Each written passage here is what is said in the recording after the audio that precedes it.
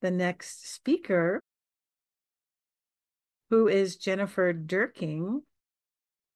And Jennifer has been working very hard on the creation of the Native Plant Resource Team. So I'm going to take a moment to introduce you, Jennifer. So Jennifer has worked along with Janet Flint and Valerie Lipman on the development of the teams. This is the beginning of the introduction to the Native Plant Resource Teams.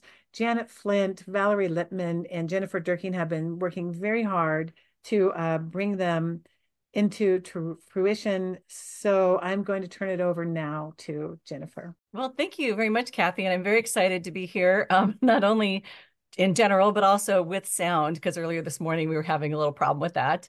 I am going to share my screen, and I have a PowerPoint that I'm going to move through rather quickly because that's my style, and introduce everyone to these teams, which I just have to say, it's so exciting to me, and to partner with Janet and with Valerie.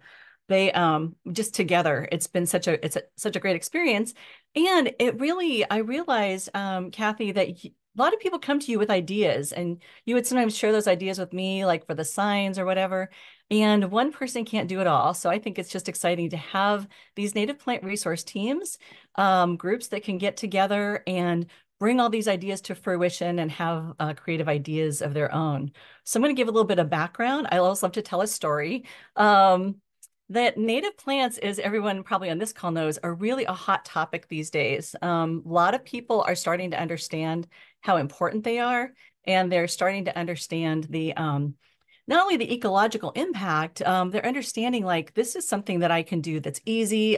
It's something I can do. I'm a lazy gardener myself, but I can help build back dying species that are going extinct, as Doug was pointing out.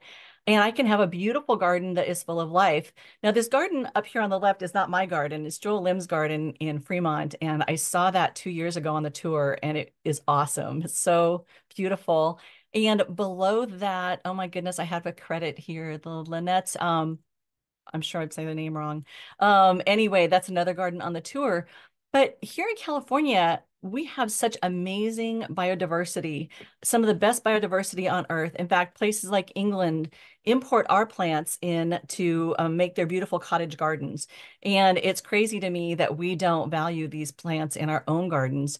So people are starting to realize it's more fun to go kind of wild. And there's been so much interest. As I mentioned, everyone comes to Kathy with lots of great ideas, and one person really can't do it all. So what was really needed was a way to bring everyone together by interest area and give them a means to create real change together. And so Kathy and her friend Eileen convened people, invited people to Eileen's garden. They thought maybe 25 or 30 people would show up, but 90 people showed up just for that initial convening, and immediately formed into teams based on interest areas. I didn't know where to go because I love seeds, I love pollinators, I love home gardens, I love wildlife gardening. So I was like running all over the place, but I settled down with pollinator pathways, and we all started to form teams. What's exciting to me is you don't have to just pick one. You can be on all of them if you're like me and you're really a curious person. So at that in-person meeting, people not only met about interest area, but they had different geographical areas. They're like, oh, I'm in Berkeley, I could come work on your garden with you. Or, oh, I'm starting a pollinator garden. You know how to get plants from Xerces. And people started partnering that way locally. It's exciting because you can just sign up online no matter where you are if you have an interest area. And this has been growing very rapidly since November. We have almost 400 members now. And I think after today, we're going to have a lot more, because everyone is invited. And anyway, and I just wanted to share this picture of Eileen's beautiful garden and her smile up there in the upper left. So what do we do? Well, we sometimes convene in person, or we meet on Zoom, or some teams we've done both. We've done some events we'll get into later. We teach each other how to advocate. We share success stories. Some people are advocating at their local city levels and are actually seeing real change and like what developers are putting into their plans. So that's very exciting. We kind of deepen our learning. We share knowledge with each other. Some people are bee experts, some people are bird experts. Some people are plant experts. I am not. And so, it's just we all learn from each other. And then we attend lectures. We give public presentations. We share plants and seeds. We go to all sorts of parks and gardens and nurseries and, in short, have adventures. And shown here in the upper left is actually Ben Rule is one of the folks on one of our teams. And in the orange vest is actually Judith Larner Lowry, who is the originator of Larner Seeds up in Bolinas. And she gave us an impromptu tour when we went there as a group to buy seeds. It was really amazing. And below that, on the lower left, is Elise Lightfoot, and she's with the Parks Department in San Ramon, and she hosted us all at their Walnut Barn and is happy to do and coordinate more events there. I think she has one coming up in July. So it's these kinds of things. We can all leverage each other's access and interests and do stuff together. So I'm just going to quickly go through what some of the teams that have formed. I won't go into every single detail, but I have a link at the end of this, and so anybody can hold up their phone and download the QR code, or go to the link, or look this up when it's posted later. But the Home Gardens team, it helps members create lush, resilient, biodiverse landscapes in their home gardens. And the team has just formed, but we plan to have some talks at each meeting about, special interests, like how do I get more bees in my garden, or how do I get year-round bloom or interest? How do I create a swale? So that's my next project. So anyway, it's really a lot of fun. And the Pollinator Pathways is another group, and these are people who are starting school gardens or working on public gardens all over the Bay Area. It's amazing. The reach is from the southern part of San Jose.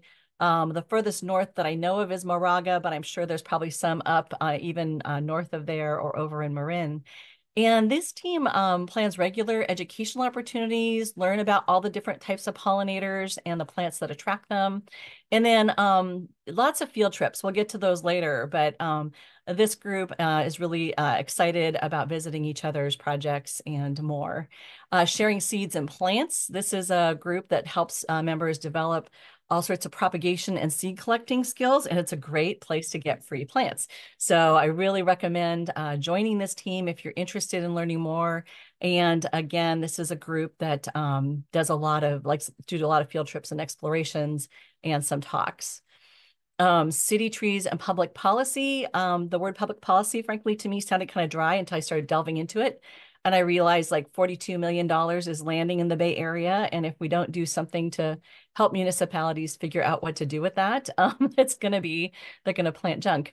So this team has convened several times to just talk about strategies that are working in advocacy, and also learning about the plants, what really works best in these different city narrow strips. This is Stephanie Preugel's yard with a beautiful hummingbird sage planted beneath a holly leaf cherry that this was a year or two ago. So I'm sure it's even bigger now, and you can see it on the tour.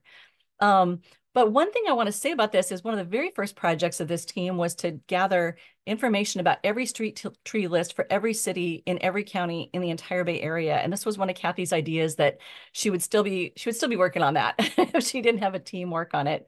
So it's just exciting to see action and advocacy happening. HOA and community living team. This is a group that's come together several times and is talking about things that are working in their own projects, in their own apartments or other HOA situations, retirement communities, and are sharing some creative ideas that are starting to spark action in each other's locations. One is using the good PR and rebates to inspire the administration to change things where they are. So stay tuned or join that team if you live in an apartment or an HOA or retirement community. Green and electrified homes. We're hearing a lot more about this and how all of this work that we're doing is to better the environment, and having a green and electrified home, going electric, having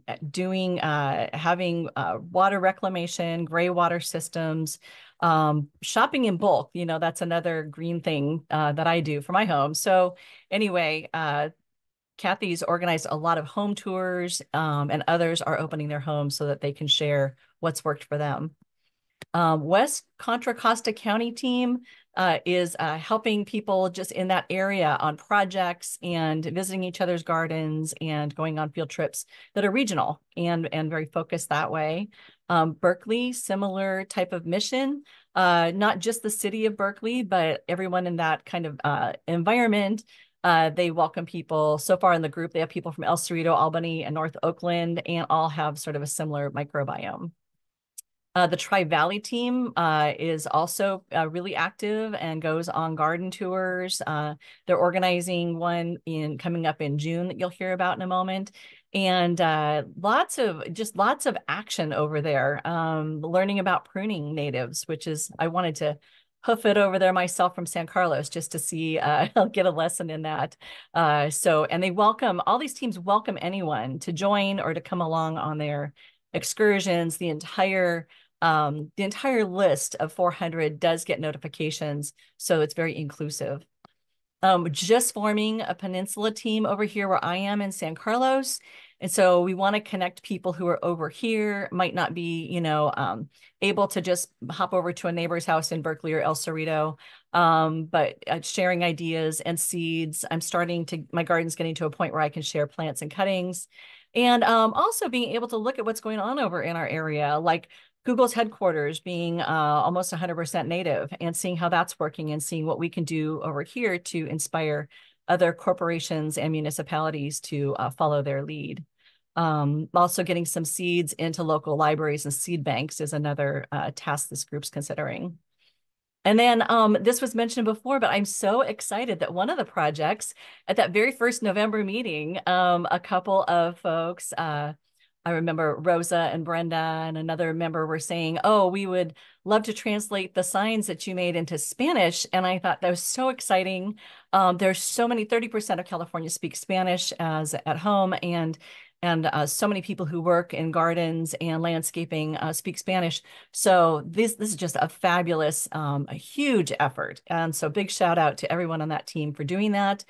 Check those out. They're all on the site and the links that we put in the chat. When you click, you can see the Spanish and the English versions. And then just to mention a few more projects, we have one member is working on a draft ordinance for including native plants in municipal landscapes and new developments. And that's Laura Kinsvater in Antioch. And she's been at just about every planning meeting and community council meeting. And they're hearing her, and she's starting to have real change. Helping members develop slide decks and give public presentations. I've been doing more of that myself, and people have told me they'd like some training. So we're setting some of that up, and setting up slide deck libraries for people to use.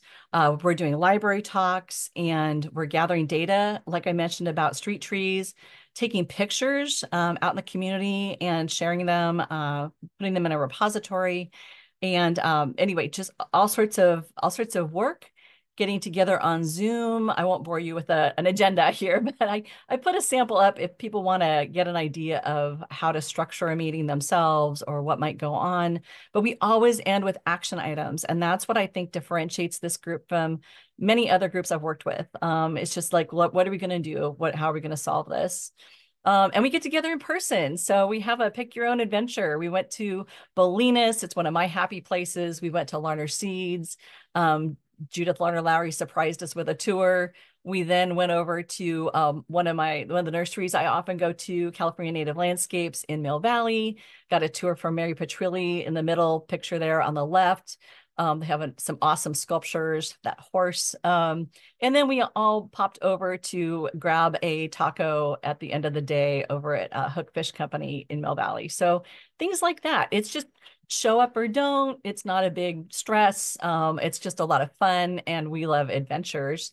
There's other groups have done local field trips and talks. And so West Contra Costa group went to Martinez, went to an Alhambra garden. They have a little garden tour up there.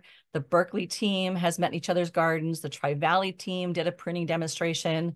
There's a propagation lecture. You can see Laura Cornett from Los Positos College in the third picture down, giving a just sold out, packed talk in San Leandro that was hosted by Homegrown Habitats there. Thank you, Stephanie Preugel.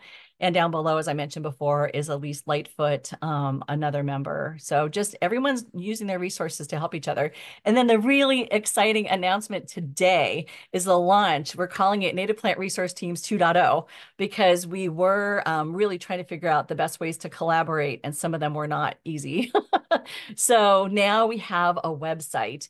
And so the way people access this is they come in the front door, they sign up on a form. It's actually rewritable because we find people sometimes sign up for like 3 teams and they decide that they want to be on 4 or 5. You can just submit your form again and join.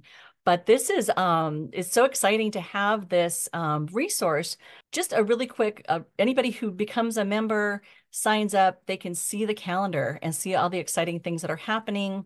In the past, you had to dig through your email to figure out, oh, Jennifer sent me an invitation to a meeting, or Kathy's hosting a meeting. You'd have to try to find it. It's right here on the calendar. You can just click on it. So that's amazing. And I really have to do a shout out to Valerie Lipman for being like the mastermind behind creating this beautiful site. And Janet Flint and I were on the back end, frankly, many nights holding our heads going, we think we understand. So the technology is pretty exciting. We have an About Us page that just helps direct people to sign up and also let them know what the teams are all about, how it all works, what teams have formed so far, a place to sign up. Tell your friends. My sister-in-law wasn't into native plants, but now that she's started to get involved with some activities, she's actually putting native plants in her garden, starting to convert. So it's really exciting. And I get so excited. I ran out of exclamation points making this slide, but you know what I mean. Tell your neighbors, especially tell your neighbors. Some of mine are, I have some extra plants that I'm putting in my neighbor's yard right now before we're on the tour, and get them involved in this. They'll start to understand why it's so important. And we have a Teams page, which is so beautiful. So it shows you all of our interests. On one page, it shows the home gardens, pollinator pathways, the sharing seeds, the city trees, HOAs, green homes, and each of the regions. And so you can, anybody, you don't have to be a member of each of these teams to pop in, see what's going on, see the latest agenda, as long as you're one of the NPR team members. So anyway, always can change your answers. And like I said, invite your friends. And then check out the upcoming events. Sign up for your own, pick your own adventure or field trips, or lead one. You know, let us know if you're interested in leading, and we have tools to help you. And you can also read about past events. So you can check out stories and pictures, get inspired to host your own. And then there's this discussion group. It's like it's a Google chat. When you come in here, there's a link and you can see all the discussions that have been going on. And you get directions for how to send communications. Or if you don't want emails every day, you can set up a digest. And we have easy instructions on doing that. I find for myself, if I have a digest, I might miss something that would catch my eye otherwise flowing through my email. And then we have technical FAQs, not the most fun page, but definitely if you run into a problem, Valerie and Janet and I are here to help you. To the best of our ability, I'll add. But anyway, definitely let us know if you need assistance, and feedback's welcome. You know, what would you like to see or do? And then what's next? Well, coming in June, we're going to go to Livermore and do a tour of some gardens, have a picnic lunch in a nursery that sells just a few natives, but we're going to encourage them to sell more, and go do a propagation workshop with Laura Cornett. So that's really an exciting event organized by Tri Valley and Sharing Seeds and Plants. We're going to do a pick your own adventure at Tilden. The details of this are still being worked out, but it will include the Regional Botanic Garden, which has the entire state of California all fit in, as you can see from this image, into one park. So you can actually see all of California just by walking around that park. And I've included their crevice garden here. And then go to Native Here Nursery. They have an area for lunch. We're also going to do another trip over to Larners. Everyone had such a good time, but it was not great weather. And so a lot of people are like, can we go back in the sunshine? And yes, we can. So we're going to set that up for later this summer and have a picnic, and go back to CNL and to the restaurant Hookfish, because it's really easy to just pop in there and grab tables. So again, teams are organizing these kinds of events, and then join us. This is my ultimate pitch. Just sign up and share this with friends, spread the word on social media. And if you're already a member, be sure to re-register, because this 2.0 launch is like, we're just putting everyone through the front door again, and they will have all of the amenities. And here's all of our contact information and a QR code. Well, thank you, Jennifer. That was a lot to cover, I know, in just a few minutes, but I want to say that it's free to join the native plant resource teams. It's just been massively fun. I've met new people, I've done new things, I've enjoyed the choose your own adventure trip to Larners, was just so fun. Jennifer's been a great organizer, but other people also can organize. Like if there's something you wish would happen, a place you want to go, someplace you want to tour, then join the team and propose it. We'll do our best to help you, and you can promote it to team members. All the events that you saw were free. I know once Jennifer said it was a sold out event, but what she meant was it's a standing room only event, because all the events that we have held have been free events. I know Kathy, that. sorry, real quick, couple questions that people have brought up and clarifications. So, Jennifer, anybody can join. You don't have to live in the Bay Area. What's the geo on the native plant resource teams? And question number two, you had a QR code and a link, but that is not the link to the website. That is, can you clarify? Because we've passed around links in the chat, and I think it would be good to clarify. Yeah. If people go directly to the website, they haven't signed up and they won't see most things. And so we try to send people in through like when you sign up and then get the link to the website, then you are fully in and you can see the calendar. We were trying to avoid people getting confused and going, I'm looking at the website.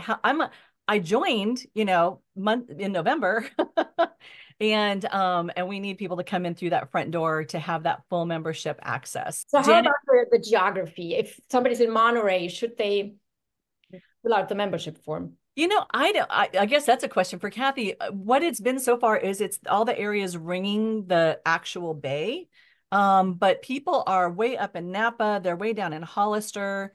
I think Kathy got a call from somebody in Michigan. Might be a little bit different climate, but my feeling is with the interests. I mean, I met somebody over in the Monarch Sanctuary in Monterey who's doing gardens in Central Valley and is gathering information here to go do that work. So I think if someone like that wants to join one of these interest teams, then I don't see the harm. We're meeting virtually. Yeah, I think the way that